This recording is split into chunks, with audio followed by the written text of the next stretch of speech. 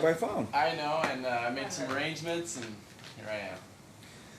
All right, this would be case D 587848. The camper matter. Plaintiff is present. Counsel appearance by phone. Parents. No. Yes, I did come in By earlier. phone. Try to set that up in case I wasn't able to make it. But, All right. Brandon McCoy on behalf of Alice Faye Camper, who is present, bar number 10402. All right.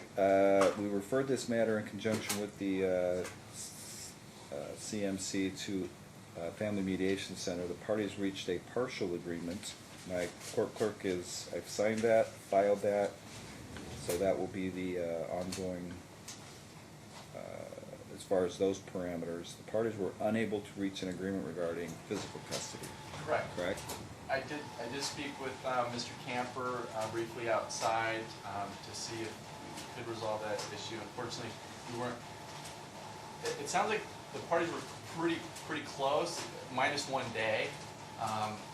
And I don't want to get into settlement discussions, but it sounded like they had something really close, but they were just 1 day apart. So we'll talk some more, and let me ask a few questions on the record. Appreciate it. How long have you guys been separated? Since February. Okay, so not that long. And what have you been doing since February? Just working. No. What have you been? I'm sorry. What have you been doing as far as Elizabeth? Still getting everything she needs. What days have you? What days? Days do you get her? Just Saturday and Sunday. No overnight. Okay. Pick her up Saturday morning, drop her off Saturday night. Same thing on Sunday. Okay. And you're asking for more than that? Yes, sir. What is it exactly you're asking for? I want 50-50. There's a lot of people that respond to that, especially people in pro se. And the reason...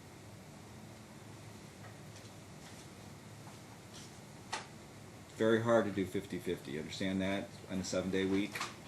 It's doable, but kind of difficult. If you're asking for joint physical custody, it doesn't take 50-50. Does that make sense? What is joint physical? Joint. It's split custody. In this court, it would actually only usually take about 2.5 days if drafted the right way. But that's up to you. You have every right to try to get 50-50. That's what I would like. That's what's fair to my daughter. Let me give you an example. Let me throw this out for Mr. McCoy. So you want some time to still be able to try to work it out? Sure. Yeah. Okay. I think. Sorry. That's okay. I don't know that plaintiff has taken a COPE class. Okay. I know that my client took it, and it helped her. Okay. And so she was a little more flexible on the issue, and so yeah, I would say if he takes the COPE class, we set it for status. Well, let me ask your client: is there a reason why I would deny him overnight visitations? Yes. Yes. I need something pretty specific and. My daughter made an accusation of inappropriate behavior with him and her. The accusation was that he was watching adult videos with her in a room and wouldn't let her leave, and that she responded very poorly to a bath and said that she was touched, and I reported it to her medical doctor, and now she is seeing a therapist regarding it. And Was it investigated by CPS? Because they No. would have had to. It was not reported by neither of her medical professionals to CPS.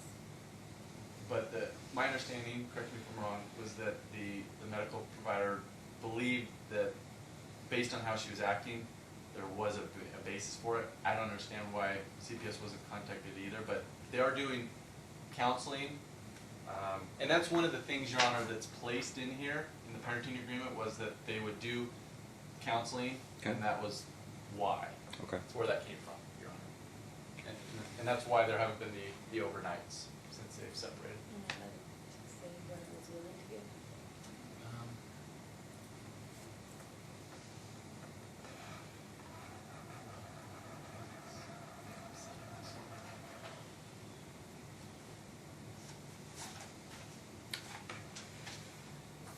Maybe you can work it out with him, What who? her attorney. If not, then we'll have to set the matter for a trial.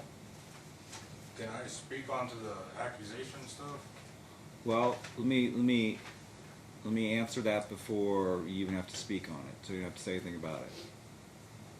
There probably wasn't enough evidence for the doctor or the doctor committed malpractice by not contacting CPS. I can also say, I mean, and I know Mr. McCoy's here, and I don't know that he's advised her differently, but you have a duty as a parent, if something happens like that, and you believe it affected your child, to report it within 24 hours. You have a duty. If you truly believed it happened, I did report it. to CPS or the police. That's in the statute. So it's remiss if the doctor apparently didn't believe, but so. From my understanding, it went through 3 different doctors, and neither of them reported it. Is that One true? doctor and 2 therapists. That's correct. Have the therapist reported to CPS? No. Okay, I have no reason, Mr. McCoy, to stop him from overnight, so hopefully your client can understand. I would hope that gets increased. Well, I don't know why you're turning to him, because let's be honest with, if he I was, was prepared to give overnights. if he was okay, because actually, if he was a child abuser and wanted to abuse your child, why couldn't he abuse your child from 9 to 5? What does it have to do with overnights? well, because He has no sleeping space for her. She was sharing a bed with him. Okay, that you can't do. She can sleep on a couch, and I can tell you he doesn't need to have his own room set up I for her. understand. I Okay. was prepared to give overnights. Okay. And we were going to do it gradually. Listen, so yeah, I don't. talk with her attorney, gradually work into it. If this is how it's been for the last little bit, it's reasonable to be a little bit gradual, but she's not giving me anything. If she's reported this to doctors and therapists and they haven't contacted CPS, then there's probably nothing there. Okay? And it sounds like the day that they had was related to the school, and he wanted to start on Thursdays. She wanted to start Fridays. Well, this is the So- other discussion I'll have with plaintiff real quick. Again, your child support will be affected as though you have 50-50 when you have joint physical custody. To have joint physical custody in this court, all it really has to say is noon by Friday till Sunday evening. That's joint physical custody. It would be. Okay? And then there's an offset formula. Mr. McCoy can tell you about the offset formula, but the way I interpret the Rivero 2 decision in my court, and I'm one of the few, I have a liberal interpretation of the way they determine that's joint physical custody. Okay? And Right. that's why I suggested the COPE class, because I know it helped with my client, Yeah. being able to back off of some of her things. So my hope is that once he takes that class, he realizes, hey, what she was offering is still 50-50. Right. So you need to take that class. You can take it online. Let's be back on a 30-day status check, and we'll see where we're at. Okay? And if we can address the child support. I don't have FDS from either one of them. We did file for mom. When was that? 'Cause I don't have it in my file. If you did it like yesterday. No.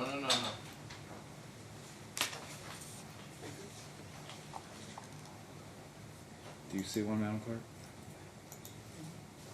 I have my pay stub, if that. There's no one on file, Mr. McCoy. Okay, I know that she did one, and I'm telling you right now, it's not in our Okay, file. all right. It's not an Odyssey. So Get we'll with my address it on the assistant. return date. okay. I need you to file your financial disclosure form, including paycheck stubs as well. Where do I get the form from? You can get it online. Okay? Return date, Madam Clerk? August 1st at 3:30? So if he calls you to set up an office to discuss this, that would be Mr. McCoy, or calls you, you need to talk with him, okay? Okay. All right, it's actually required by the rules. Was there a time on that? To what? 3:30. August 1st, 3:30. All right, thank you. All right, see you guys back then. All right, thank you, Your Honor. Uh-huh.